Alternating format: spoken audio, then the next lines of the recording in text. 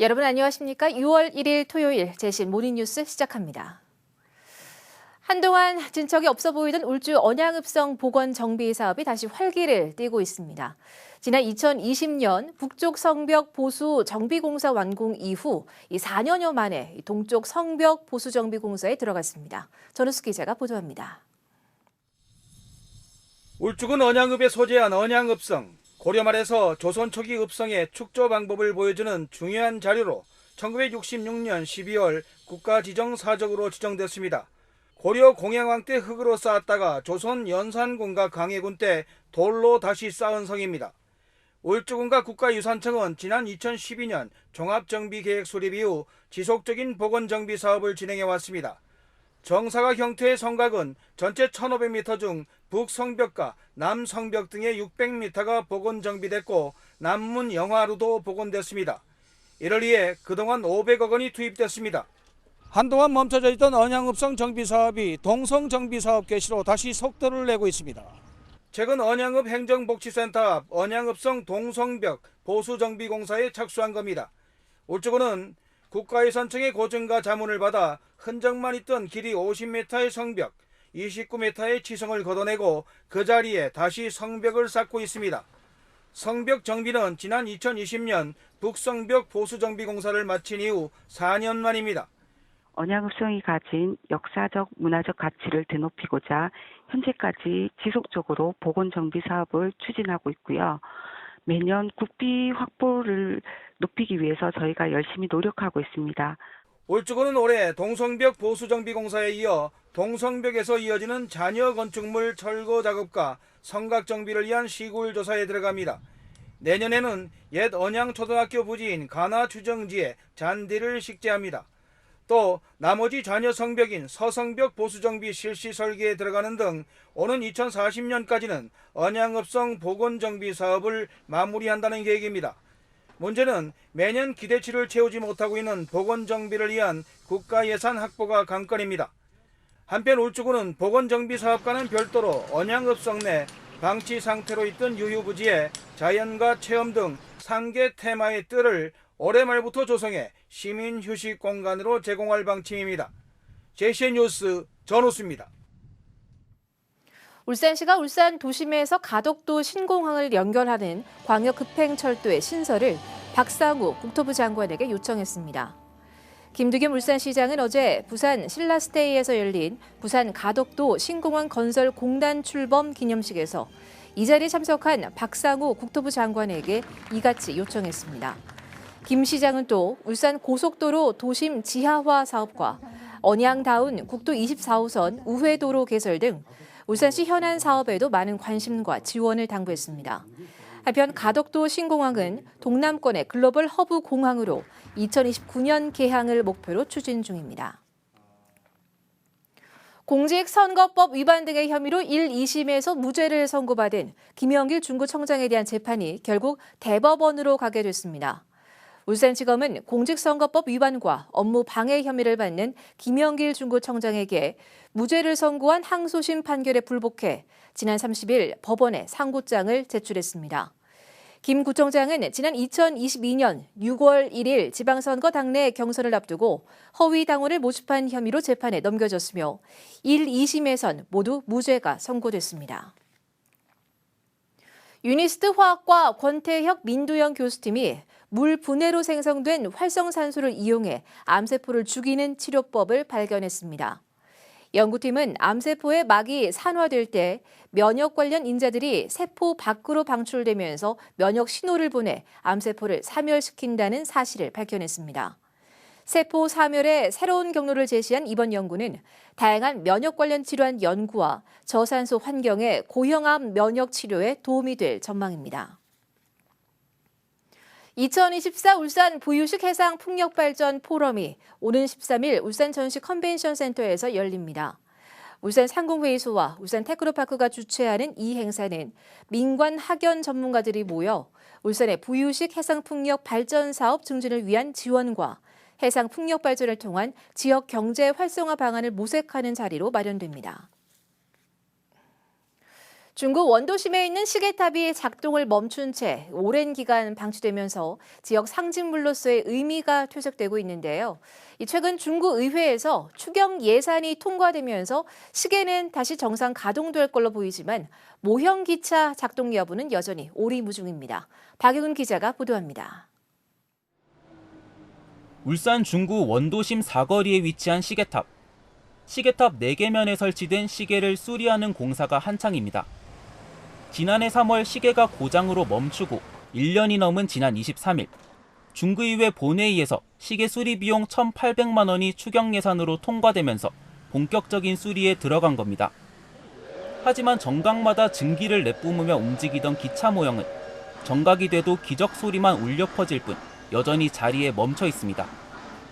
100여 년 전 최초의 울산역이 인근에 있었던 걸 회상할 수 있게 모형 기차가 기적을 울리도록 만들었던 시계탑이었지만 이제 기차가 멈추면서 오히려 퇴락하는 옛 시가지의 상징물이 된 것만 같습니다.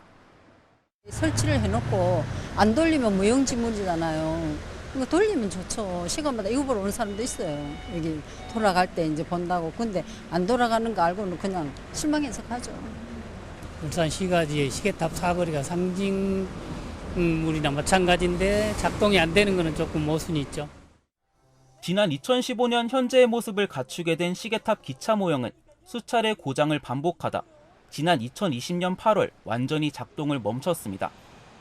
재운행을 위해선 2억 원에서 2억 5천만 원 정도의 예산이 들 걸로 추산되는데 중구청이 구비로 감당하기엔 금액이 커서 수년째 방치되고 있는 겁니다. 작년에도 이제 상하반기 다특급세 신청을 했었는데 교부가 안 돼가지고 올해 상반기에도 교부 신청을 했어요. 하지만 지난해 이미 2차례나 사업 우선순위에서 밀렸던 만큼 이번에 특별교부세를 받을 수 있을진 미지수입니다. 지역 상징물로서의 역할과 경제성 사이에서 시계탑이 제 모습을 찾지 못하고 있는 것 같아 시민들을 안타깝게 하고 있습니다. JCN 뉴스 박영훈입니다. 울산의 지난 4월 미분양 주택이 전달 대비 519가구가 증가한 것으로 나타났습니다. 국토교통부가 어제 발표한 주택 통계에 따르면 4월 울산의 미분양 주택은 3,159가구로 전달 대비 19.7% 늘어난 것으로 집계됐습니다. 다만 악성으로 분류되는 준공 후 미분양은 222가구로 전달 대비 19가구가 줄었습니다.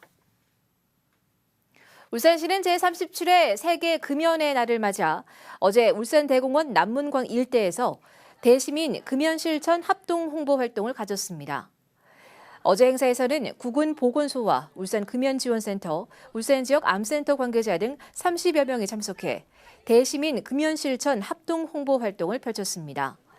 세계보건기구는 흡연의 유해성과 금연의 중요성을 강조하기 위해서 매년 5월 31일을 세계 금연의 날로 지정했으며 울산시는 세계 금연의 날을 맞아 지난 5월 1일부터 6월 15일까지 대시민 금연 실천을 위한 집중 홍보 활동을 펴고 있습니다.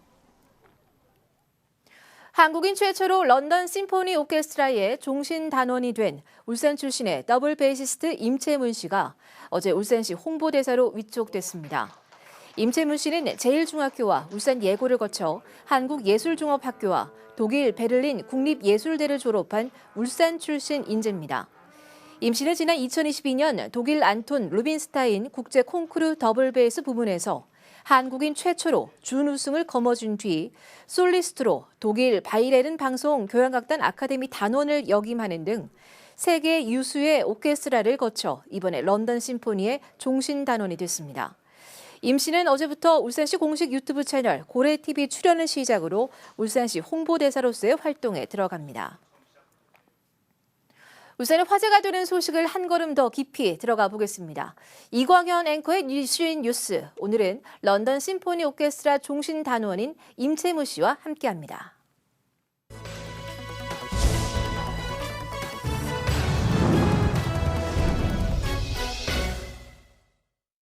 네, 앞에 뉴스를 전해드린 임채문 연주자, 올해 들어서 울산 클래식 음악계 큰 뉴스인데 영국 최고의 오케스트라, 세계 오케스트라에서 5손가락 안에 들어가는 런던 심포니의 울산 출신 임채문 콘트라베이스 연주자가 종신단원으로 뽑혔다는 뉴스. 저는 이 소식을 듣고 많이 놀랐어요. 즉시 섭외했더니 즉시 답이 왔고요. 이렇게 빨리 만날 줄을 몰랐습니다. 어서 오세요. 축하드립니다. 네, 안녕하세요. 아이고 이렇게 빨리 오실 줄 몰랐어요. 자, 오케스트라 단원들은 단원이 되고 나서 이제 수시로 오디션을 하잖아요. 네. 그래서 물갈이를 하는데 그래서 늘 긴장하는데 한국 최초의 아시아 최초의 통신단원 콘트라베이스에서 네, 맞습니다. 예. 그러니까 임채문 연주자는 오디션 이제 필요 없어요. 네. 통신단원으로. 네. 이야, 실력이 특별하다는 것을 인정받았다. 맞죠? 네, 뭐 감사하게도 네, 종신단원에 합격해가지고 네, 활동하게 됐습니다. 예. 유럽에서 이제 오케스트라 단원이 되면은 뭐 종신단원이 되면은 네. 부와 명예가 보장된다고 하더라고요. 네, 얼마나 좋아요. 네, 많진 않지만 네. 네. 그래도 네, 정말 사람들이 인정을 해주시고 예. 네, 연주도 다니고 인정받는 게 너무 즐겁더라고요. 어떻게 뽑히는 건가요, 종신단원은? 네, 우선 오디션이 뭐 어느 나라처럼 똑같이 있고요. 이제 네. 들어가서 수습 기간이라는 트라이얼을 하는데 예. 그게 이제 다른 나라들과 조금 다르게 이제 서바이벌처럼 한 자리를 두고 이제 수명의 연주자들과 이제 매번 평가를 받아서 이제 예. 살아남은 한 명만이 이제 네, 종신단원으로 투표를 통해서 예. 네, 결정됩니다. 예. 그러니까 이게 이렇게 우리가 얘기해야 될 것 같아요. 가야금 연주자를 뽑는데 외국인이 우리나라 사람들보다 가야금을 더 잘 쳐가지고 종신단원이 된 거예요. 유럽에 가서. 네, 비유하자면 참나 참. 울산 예고 나오셨잖아요. 네. 울산 예고에 가면 강당 입구에 울산 예고를 빛낸 사람들 이래서 선배들의 네. 사진이 쫙 있잖아요. 네, 알고 있습니다. 예. 거기 맨 앞자리에 이제 들어가게 될 것 같아요. 다른 분들도 너무 훌륭하셔서 네, 어디든 이제 네, 어디든 감사하게 예. 자, 오케스트라의 악기가 굉장히 많은데 몸집도 콘트라베이스가 2m 넘죠? 네, 2m. 거의 2m 가까운 한 180 악기마다 사이즈가 다른데 예. 170에서 거의 2m까지도 됩니다. 임채문 연주자는 키가 얼마예요? 저는 184cm 정도 예, 됩니다. 콘트라베이스보다는 조금 작습니다. 조금 작습니다. 예. 듬직하지만 이 무거운 느낌, 그거는 이제 분위기가 비슷한데 콘트라베이스의 어떤 점에 반해서 무엇이 좋아서 콘트라베이스를 하시게 됐나요? 초등학교 때 취미로 방과후 수업처럼 이제 들어가서 처음 겪었는데 왜 큰 콘서트장 가면은 그 앰프에서 둥둥하고 울림이 오면 가슴이 뛰고 하는 경험이 다들 있으시잖아요. 그것처럼 콘트라베이스가 깊고 이제 묵직한 저음이 직접 몸에 닿을 때 큰 쾌감을 느끼고 이제 오케스트라의 저음을 담당하고 깔아줄 때 되게 저도 마음이 되게 풍성해지고 좋더라고요. 그렇게 해서 시작됐습니다. 초등학생 때 네. 콘트라베이스가 보였어요? 아니 우연히 클라리넷을 하고 싶어서 지원했는데 넌 키가 크니까 콘트라베이스를 해라 이렇게 해서 그래요? 들어갔는데 은사님이신 장현민 선생님 처음 만나게 됐고 네, 취미로 좋은 초등학교를 나왔네요. 네, 예. 보통 이제 초등학생 눈에 보이는 건 바이올린일 거고, 그렇죠. 예, 아니면 뭐 첼로까지는 보여도 네, 맞아요. 저 뒤에 있는 네. 콘트라베이스가 네. 보였다는 게 네. 대단합니다. 자, 런던에서 기자회견한 걸 봤어요. 울산 예고 때 울산시장에 그 장현준 선생이라고 하는 분, 성함이 장현민 선생님. 장현준 선생, 네. 예, 저도 좀 아는 분이신데 네. 그분한테 많은 것을 배웠습니다. 네. 이렇게 인터뷰를 했더라고요. 네. 두 분은 어떻게 만났어요? 방금 말씀드린 대로 초등학교 때 이제 취미반 선생님 담당이었는데 선생님이 네. 재능이 있는 것 같다고 이제 전공을 권유하셨고 취미로 해보다가 이제 중학교 들어서 다시 제대로 전공을 시작하게 됐습니다. 선생님 밑에서 대학교 갈 때까지 꾸준히 레슨을 받았고 가서도 늘 연락하면서 예. 배우고 있습니다. 네. 장현민 선생한테는 어떤 점을 배웠습니까? 네, 당연히 음악적인 기본기부터 모든 것을 배웠고 예. 추가로 지금까지도 제가 늘 가르침 받고 있는데 인성적인 것이나 어릴 가르침을 아빠처럼 늘 이제 훈육도 해주시고 예. 그렇게 지도해 주셨습니다. 지금까지도 늘 가르침을 받고 있고요. 제가 바로 그 점이 마음에 와 닿는데 지방에서도 잘만 배우면 잘 될 수 있다 이런 거 배웠고요. 대부분의 지방에 있는 스승은 잊어버리고 다음에 이제 그 크게 되면은 큰 선생님들만 얘기하는데 우리 임채문 연주자의 품성이 참 돋보이는 그런 인터뷰였어요. 런던으로 언제 돌아가십니까? 저는 다음 주 수요일에 출국을 해서 바로 런던으로 가지도 않고 미넨에서 다른 오케스트라의 연주가 있고 예. 이제 7월 달에 다시 런던 심포니와의 작은 투어가 있어서 연주할 예정입니다. 예. 네. 또 7월 달에 울산에서도 한번 연주를 갖는다고 얘기 들었고요. 네, 그 런던 심포니랑 연주를 하고 바로 한국으로 들어와서 7월 31일에 울산에서 연주가 있습니다. 예, 그 얘기는 따로 우리가 이제 또 홍보를 하겠습니다.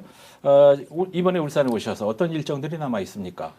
네, 지금 울산에 와서 울산광역시 홍보대사에 감사하기 위촉이 돼가지고 예. 네, 오늘부터 활동을 하게 되었습니다. 예, 그렇게 됐습니다. 앞에 전해드렸고요. 군대 문제는 해결됐나요? 네, 저는 21살 때 2015년 때 인천에 있는 해양경찰 관현악단이라는 곳에 이미 네, 갔다 오셨군요. 네, 군악병으로 활동했습니다. 참 잘 됐습니다. 네. 피아노, 성악, 관악으로 잘 돼 있는 울산 출신의 음악가들이 꽤 있습니다. 울산시향과 함께 임채문 연주자 포함해서 울산에서 같이 한번 연주 한번 자리 마련했으면 좋겠는데 네. 그때 좀 한번 응하시고 네. 한번 기획해 보죠. 네, 저 불러주시면 영광입니다. 예, 오늘 아주 듬직하시고 예 정말 좋은 분 만났습니다.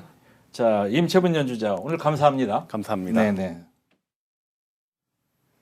동구청이 어제 동구의 대표 관광지인 일산해수욕장의 성공적인 개장을 위해서 일산해수욕장 협의회를 개최했습니다.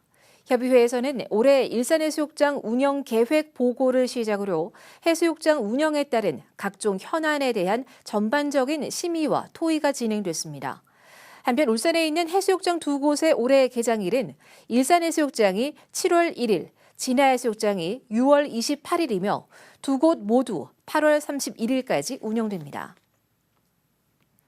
지난해 우리나라에서는 7만 3천여 회의 낙뢰가 관측됐으며 같은 기간 울산에선 823회가 관측된 걸로 나타났습니다. 기상청이 발표한 2023 낙뢰 연보에 따르면 울산에선 지난해 1제곱킬로미터당 0.78회의 낙뢰가 관측됐고 단위 면적당 횟수는 7월 북구에서 1제곱킬로미터당 0.64회로 가장 많았습니다. 유희동 기상청장은 낙뢰가 집중되는 여름철에 각별한 주의가 필요하고 기상청에서 제공하는 실시간 낙뢰 정보를 꼼꼼히 확인해 달라고 당부했습니다. 울산 상수도사업본부는 제9기 수돗물 사랑 주부 모니터를 위촉하고 6월 1일부터 2026년 5월 말까지 2년간 활동에 들어간다고 밝혔습니다. 수돗물 사랑 주부 모니터는 수돗물의 안전성을 홍보하고 상수도 관련 정책 제안 및 감시 활동을 하게 됩니다. 제9기 수돗물 사랑 주부 모니터는 지역별로 안배해 5개 구군마다 20여 명씩 모두 98명으로 구성됐습니다. 울산시는 어제 시청 시민홀에서 울산시와 구군 공무원 100여 명을 대상으로 개인형 이동장치 안전교육을 실시했습니다. 이번 교육은 지난해 1월 개정된 도로교통법 시행령에 따른 보행자 보호를 위한 교차로 우회전 방법과 올바른 회전 교차로 통행 방법 등 개인형 이동장치 안전과 이용 수칙을 위주로 진행됐습니다. 울산시 관계자는 이번 교육은 올바른 개인형 이동장치 이용 수칙을 시민들에게 널리 홍보해서 안전사고를 예방하기 위해 마련됐다고 밝혔습니다. JCN 모닝뉴스를 마칩니다. 함께해 주신 여러분 고맙습니다.